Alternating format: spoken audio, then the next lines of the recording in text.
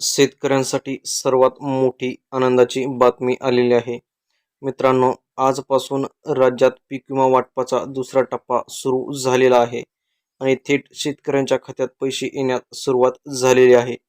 तर येथे पाहू शकता 6,000 ते 26,000 पर्यंत रक्कम जमा होत आहे. शेतकऱ्यांच्या खात्यात 6,000 ते 26,000 पर्यंत रक्कम जमा होत आहे. काही शेतकऱ्यांना तर आधीच SMS आलेले आहेत, तुमच्या खात्यात पीक विमा जमा झाला आहे.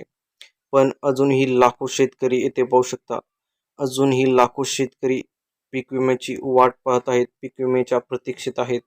कोणत्या बँकेत पैसे येत आहेत येथे पाहू शकता. आतापर्यंत SBI, बँक ऑफ महाराष्ट्र, तसेच येथे पाहू शकता Canara bank, HDFC bank, ICICI bank, axis bank या बँकेमध्ये, तसेच येथे पाहू शकता ग्रामीण बँक आणि पोस्ट ऑफिस अकाउंट जर असेल, या सर्व याच्यामध्ये पैसे आलेले आहेत.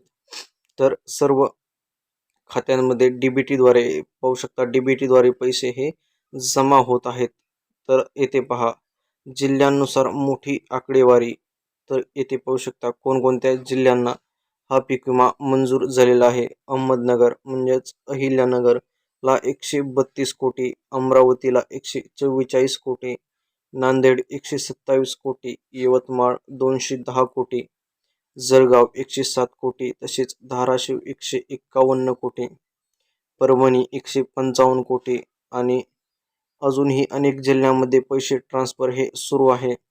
तर येथे पाहू शकता सर्वात मोठा ट्विस्ट, काही शेतकऱ्यांना 6,000 रुपये, तर काहींना 12,000, तर काहींना 26,000 पर्यंत रक्कम ही भेटलेली आहे. 26,000 पर्यंत रक्कम शेतकऱ्यांच्या खात्यामध्ये भेटलेली आहे. पण प्रश्न असा आहे, तुमचा हप्ता आला का नाही, तुमचे पैसे हे तुमच्या खात्यात पडले का नाही. जर पैसे आले नसतील तर कारण येथे पाहू शकता.